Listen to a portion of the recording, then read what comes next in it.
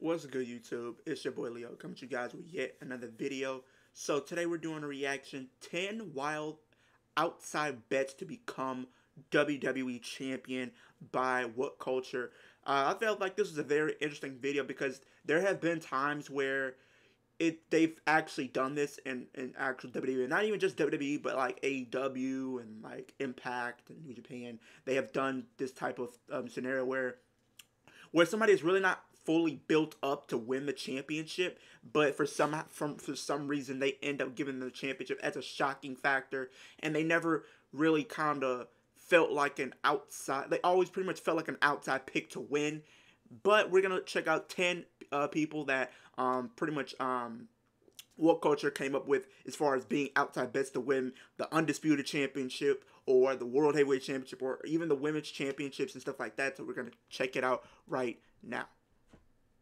While the following gifted workers may not all currently jump out as the obvious choices for a WWE World Championship run at this exact moment in time, would you really be that surprised if everyone from super successful tag workers to rather cool returning stars added a top single strap to their collection in the not too distant future? You honestly never know in this balmy world of wrestling, folks. So I am Gareth from What Culture Wrestling, and here are 10 wild outside bets to become WWE champion. Number 10. Butch. Since arriving on the main roster back in 2022, the performer formerly known as... I wouldn't say Butch is an outside bet.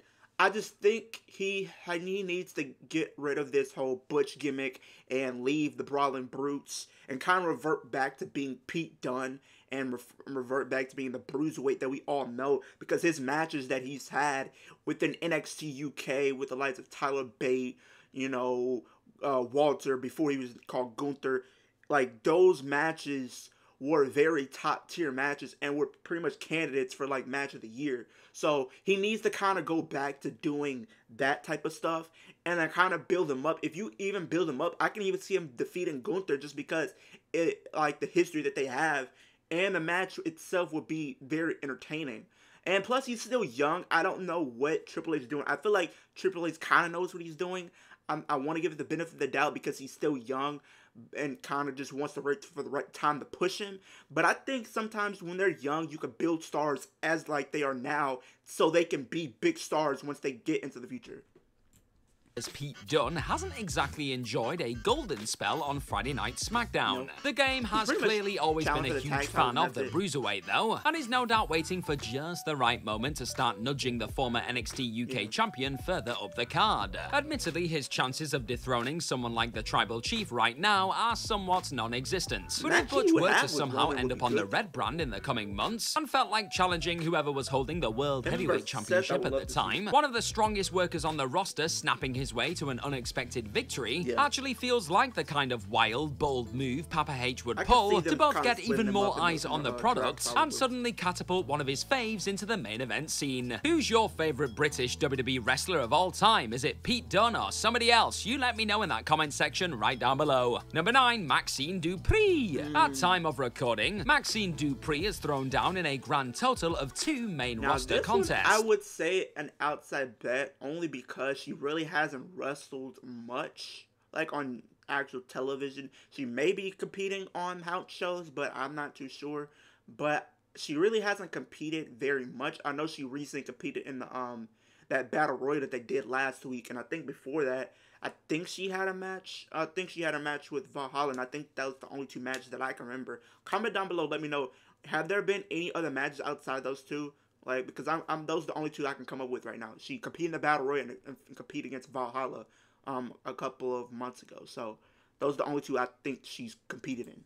So to call her a wild bet to become a women's WWE or world champion in the near future would be a bit of an understatement, really. But there's absolutely no denying that the Alpha Academy member has very much connected with the audience during her first few displays in between the ropes. The sight of her unleashing a Japanese Ocean Cyclone suplex on Valhalla back in July was all kinds of insane. Fans clearly want to get behind both Dupri and the rest of the Alpha squad, so why not give them a little burst of unanticipated joy in the form of the Gable student sneaking becoming one of the biggest upset wins of the decade. Just have her catch the champ off guard with a masterful Gable taught roll-up, and then have her drop the title back to a more seasoned performer down the road. A wonderful moment of happiness, and Dupree gets to share the ring with some of the top women in the company. Sounds like a daring win-win to me. Number 8, Jimmy Uso. Jey Uso is well on his way to becoming one of the next breakout top babyfaces.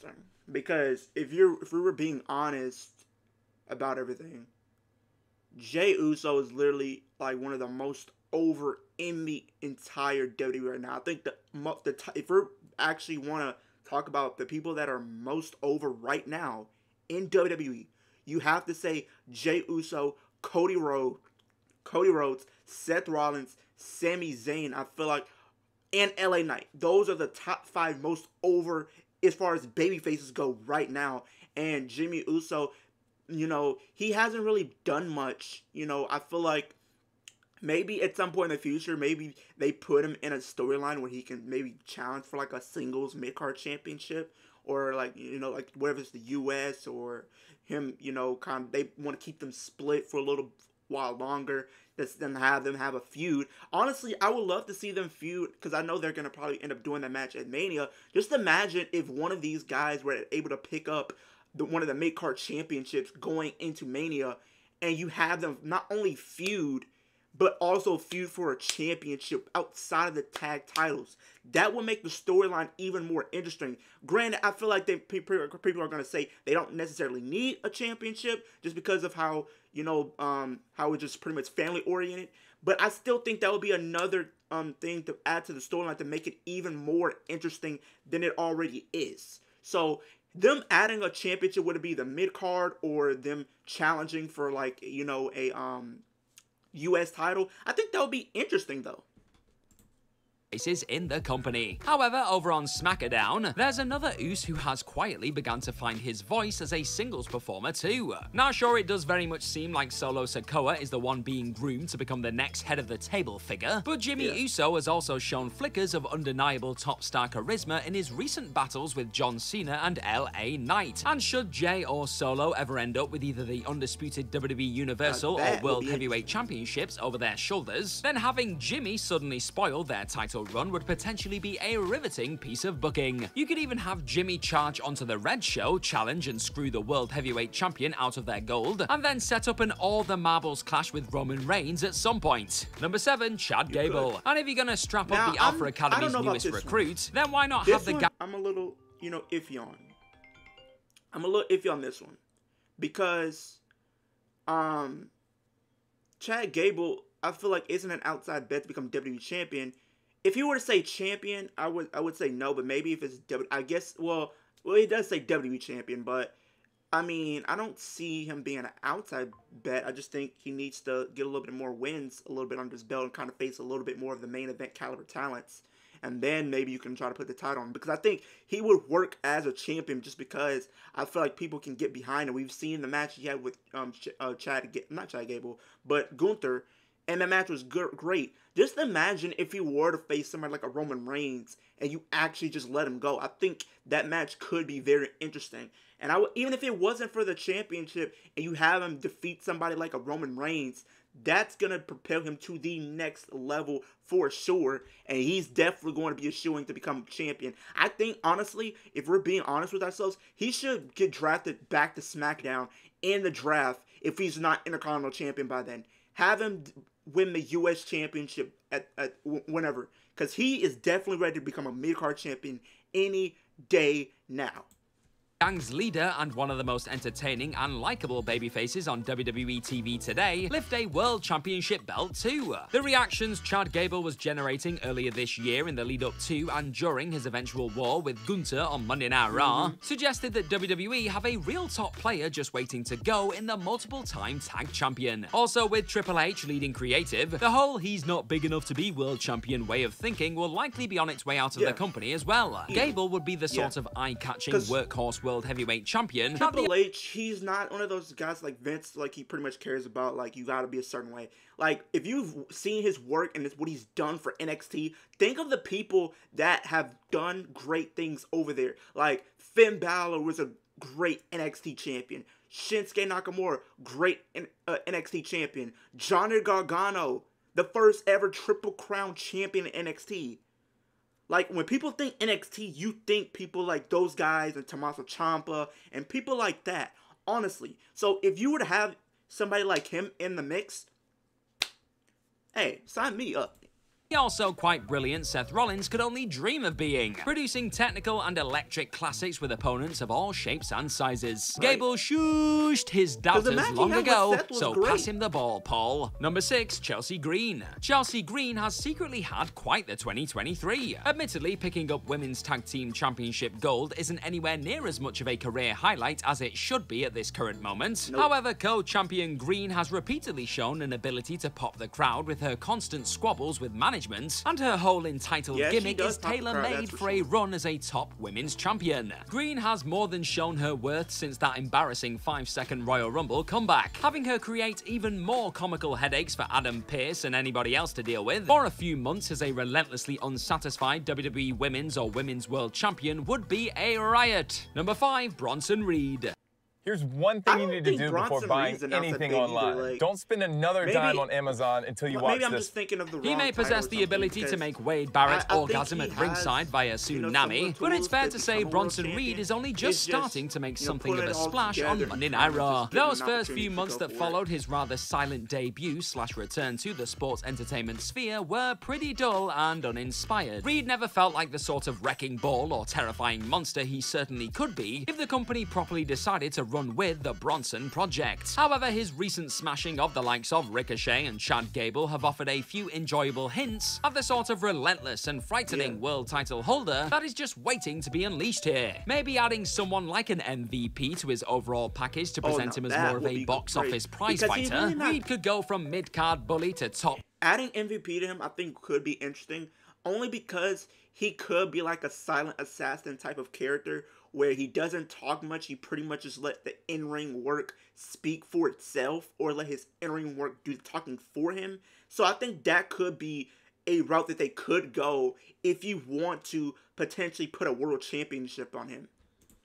Champ in the company in no time. Number 4, Dominic Mysterio. They wouldn't, but they could. The internet's already right. I don't know. He's already NXT North American champion.